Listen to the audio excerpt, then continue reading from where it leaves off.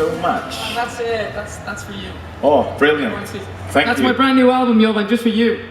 Great documentary on Thin Lizzy last night, by the way. Well done. Ah, thank you. You like Lizzie? Yeah, absolutely. Who doesn't? I mean, come on. I can see our team there looking good. Team Ireland, everybody. So, Nicky, walk us through the second rehearsal. A lot happier with that, to be honest with you. I think that's what rehearsals are for. You know, the first three last week were about getting the feel for the stage, and it's funny because on the second rehearsal I hit an awful ropey note that seemed to stay with me for the next few days. But that's what rehearsals are for, and when you're professional enough to take the good with the bad and see where you go wrong, and we've got a great team of people here who are flying the flag, and we'll give it our absolute best to be in the final. And if our best isn't good enough, then we'll look again next year. But we really loved it today. I think we're getting everything right now, and I have to say as well at this point, Johan down the very end here is a Swedish guy. We lost our drummer Paul. His dad sadly passed away on Thursday, so he didn't travel out with us on Tuesday, which is obviously a bit of a blow, but our thoughts and everything are with his family right now and Paul. So Johan stood in. We met him when we arrived in Stockholm on Tuesday night, and he's a great singer and he's a great drummer. So we'd just like to say our thoughts are with obviously Paul and his family, all the Kenny family in Ireland, and thank you to our Swedish representative this year, Johan. Cool. So one thing on the stage, watching it in the viewing room, how was that? I think it was good. I think we still, with head of delegation here, Michael, and management and stuff, we still look, we're our own worst critics. So we still know, we can all get better, we can all get tighter, and and make it the best we can. It is a live performance, so anything can happen. But I think we're in good. Right now, we're in good shape. We still have the dress run to do, and then the big night on Wednesday and Thursday. Brilliant. Questions from the audience? Oh, yes, please stand up. You have a microphone. Hello, Nicky. It's JP from Radio International in the Netherlands. You're a colleague, basically. You're also hosting a radio show on Ireland's 2FM. Can you tell us a bit more what kind of show this is? When is it on? When can we listen to it? I'm on air every morning with my co-host Jenny Green, who's a dance DJ in Ireland as well. And we're on every day from 10 a.m. till 1 on RT2FM, so you can get it on international tune-in radio apps. It's a real fun, energetic show. It's a magazine-style show. We interview some great stars that come over. Whoever comes over to Ireland, if they're film, TV, music, if they've got a book out, we interview them, and it's a fun interview. We've had Noel Gallagher, we've had Kevin Hart, we've had Jack Black, big stars in the room and on the phone. So it's a fun show to do. Yeah, really, really fun.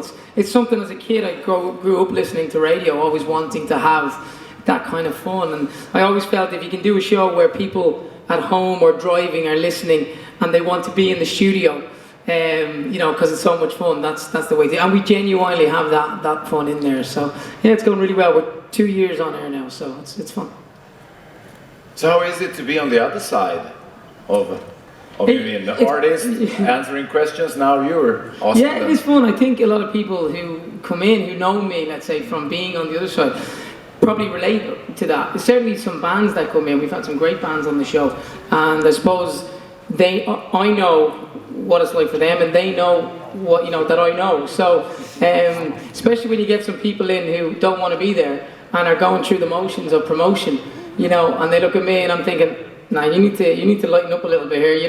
We're promoting you. So in fairness, you don't get a lot of that. Everybody's comes in and most of them have a bit of fun, and it's a real fun show. So we're not trying to catch people out. We're not asking personal questions. We're it's about selling their product and having a laugh. Even if you know some stories no one else knows That's about. a different show. More questions, please? Tell us something about the song, then, Sunlight. Well, the song I wrote with Ronald Hardyman, he's there, and Wayne Hector, and it's essentially a love song, but it's a real positive meaning song. Like when we wrote it, I was picturing being on the top of a mountain in Ibiza, and I've never been to Ibiza, but it was something I imagined standing very early in the morning and the sun starting to rise up, And I think no matter what's happening in your life, or no matter what's happening daily, you know, the next day is always the start of the rest of your career, the rest of your life. So, you know, anything that's gone on, the next day brings a new beginning. And that's where we were with that song, a good positive meaning. I think it fits well with everything, you know, Eurovision-wise, come together as the slogan this year. And it's a fun song. We smiled through the performance. It's a great song to deliver to a live crowd. When there's 18 or 16,000 people there, it will even lift again. And it would be a great song to do live on a tour. If you were doing a live tour, you know, it'd be a great song for people to enjoy. You have a great Irish tradition in the Eurovision Song Contest. Coming into it, meaning, what did you, when you were writing the song, did you have Eurovision in your mind, how to adjust it so it works on this crowd? Well, the quick answer is, I think we sat down to write a hit song, and I think a hit song is a hit song on Eurovision, on the Grammys. If you can write a hit song that people sing and it's catchy on radio and people like the lyrics, then it'll work anywhere, you know. So I think we wrote this 2 years ago, and you know, with Eurovision, you know, having done the votes for Eurovision, I've been around it. And Michael can probably answer this, but I think RT are constantly under pressure from the Irish public to come up with, you know, new ways to try and compete in Eurovision. Like you guys do Melody Festival in here, which is an enormous, you know, festival. And I think this year it was different. It was, maybe you want to ask Michael this, but you know, it was different for an internal selection. So, you know, you're kind of damned if you do and damned if you don't. You know, they made an internal selection this year. Some people are going to be frustrated by that, and you know, rightly so. They can look at it again next year. But I think we can't judge that until next week and see, at the end of the week, and see if we qualify or do well. Thank you for the album. What kind of songs are on the album? Brilliant songs. I'm very proud of the album. It's my first debut solo album, obviously, and I'm the last member of Westlife to release a solo album. And the album has just come out. Very good, Michael. The album came out last night, so you can download it now, and it's good. But it's a real pop rock album, and for me, it's full of personality. It's like putting my radio show on a record. It's like a mixture of Robbie Williams meets Ollie Murs.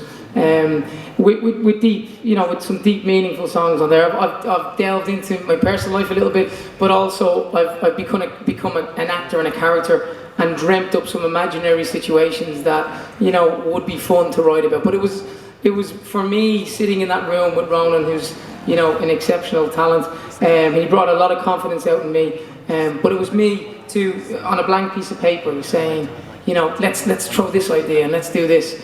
And it was great. It was a lot of fun to work with Ronan. And then to have Tim Byrne manage me. Tim worked closely on X Factor UK and X Factor America. Also managed Steps for a while and A1.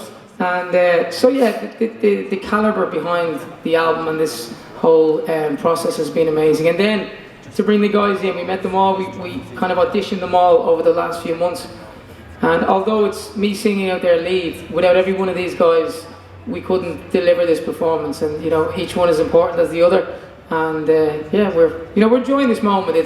These are memories you'll take away forever. And hopefully there'll be great memories, and we can say we qualified and, you know, we flew the flag. No Swedish collaborations this time?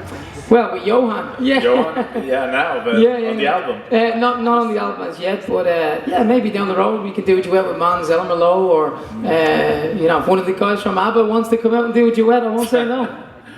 Because you've been here quite some times. Of course, I mean, yeah, great country, great support here over the years, definitely. Yeah, definitely, and not this arena, but the other arena.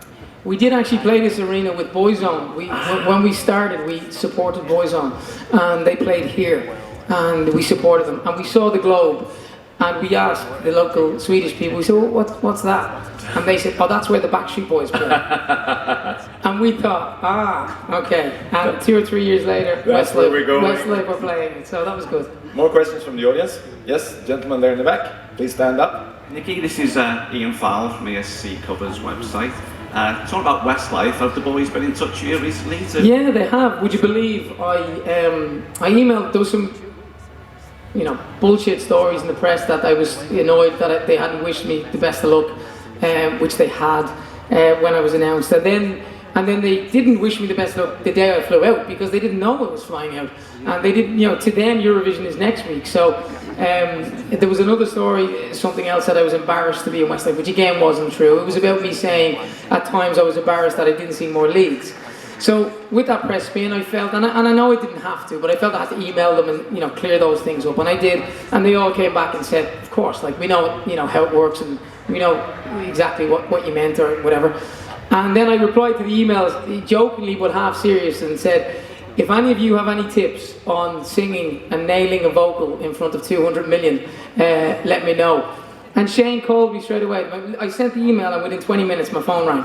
And I had a good chat with Shane. I mean, Shane is, you know, probably one of the best live singers I've ever, you know, witnessed and stood on the stage with for 14 years. And he taught me through a lot of his tips, you know, and it's amazing because I was in the band with him for 14 years, but now I'm asking him for advice. And we had a good hour-long chat, and I would say he calmed me down, if I'm honest. Because sometimes, even though I have the experience I have, sometimes you can let the occasion get to you, I guess. And yesterday, or after Shane finished, then I got an email from Mark, and the email was like this long of things, you know, just make sure to do X, Y, and Z. So both Shane and Mark have, you know, fantastic, you know, experience and singing live like that. I mean, we've done Miss World in front of, you know, a couple of 100 million viewers and things like that, where the boys, you know, where it was all resting on Shane's vocal at the start. So it was great to speak to them. They're wishing me the best. They're flying the flag, and they said that, you know, go out there and just, it's 3 minutes of your life, relax, smile, enjoy it. And something one of them said to me, which I thought was great, was, you don't have to qualify, you know, just do yourself proud, and if you enjoy it, you know, and you do, brilliant. Brilliant. More questions? So, thank you very, very much. We will have the time and opportunity to take some photos over there, and good luck.